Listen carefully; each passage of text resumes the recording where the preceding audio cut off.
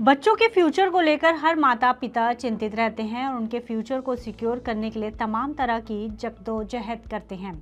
हर माता पिता चाहते हैं कि उनके बच्चों का फ्यूचर सिक्योर बने। यही वजह है कि वो बचपन से ही थोड़ा थोड़ा पैसा जोड़ना शुरू कर देते हैं ताकि जब बच्चा बड़ा हो तो उसकी पढ़ाई और शादी के लिए पर्याप्त फंड्स का इंतजाम रहे। अगर आप भी ऐसा सोचते हैं और अपने बच्चे के फ्यूचर के लिए अच्छा खासा फंड इकट्ठा करना चाहते हैं तो हम आपकी इस समस्या को काफ़ी हद तक सुलझा देंगे। इस वीडियो में हम आपको ऐसी 2 सरकारी स्कीम्स के बारे में बता रहे हैं जहां आप निवेश करके अपने बच्चे के फ्यूचर के लिए एक अच्छा फंड तैयार कर सकते हैं। आइए जानते हैं इन स्कीम्स के बारे में विस्तार से। नमस्कार, मैं हूं गुंजन मित्तल और आप देख रहे हैं मनी 9।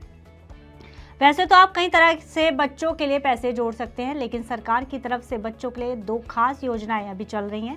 इसमें पहली स्कीम का नाम है एनपीएस वात्सल्य स्कीम। आपको बता दें कि बजट 2024 में फाइनेंस मिनिस्टर निर्मला सीतारमण ने एनपीएस वात्सल्य स्कीम की शुरुआत की थी। ये स्कीम नाबालिग बच्चों के लिए शुरू की गई एक पेंशन योजना है। एनपीएस वात्सल्य योजना बच्चों के भविष्य को आर्थिक रूप से सुरक्षित करने के लिए शुरू की गई एक योजना है।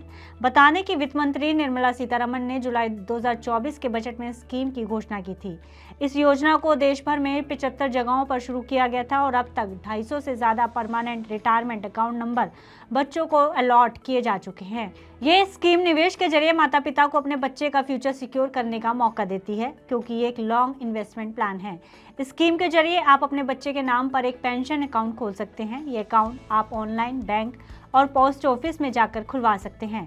इस स्कीम में निवेश करना बेहद ही आसान है। इस स्कीम में आप सालाना 1000 रुपये से निवेश की शुरुआत कर सकते हैं।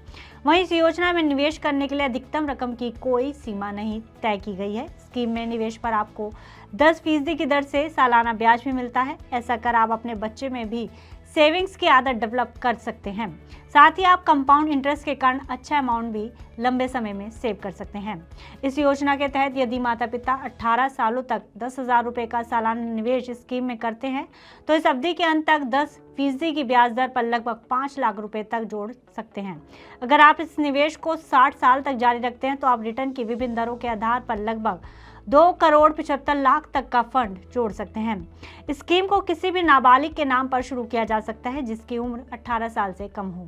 18 साल की आयु के बाद जरूरी केवाईसी डॉक्यूमेंट्स जमा करके नाबालिग का एनपीएस अकाउंट स्टैंडर्ड अकाउंट में बदल जाएगा।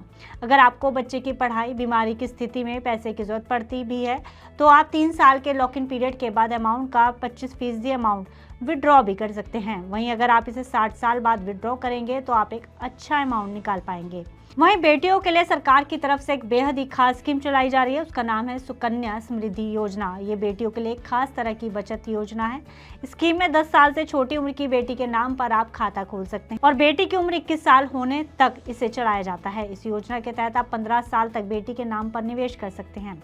मौजूदा समय में स्कीम पर 8.2% की दर से सालाना ब्याज मिल रहा है। स्कीम में हर साल 250 रुपये से लेकर 1.5 लाख रुपए तक जमा किए जा सकते हैं और स्कीम की खास बात यह है कि ये स्कीम पूरी तरह टैक्स फ्री है, यानी निवेश, ब्याज और मैच्योरिटी की राशि पर आपको कोई टैक्स नहीं देना होता।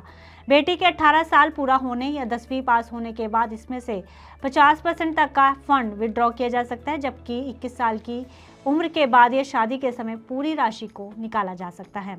तो ये हैं इन स्कीम के बारे में, दोनों स्कीम्स के बारे में विस्तार से जो हमने बताया। अब फैसला आप कर सकते हैं कि आपको कौन सी स्कीम बेहतर लगी और आप किस स्कीम में अपने बच्चे के लिए निवेश करना चाहते हैं। फिलहाल इस खबर में इतना ही। उम्मीद है कि आपको हमारी ये जानकारी पसंद आई होगी। इसी तरह की और जानकारी पाने के लिए बने रहिए मनी 9 के साथ।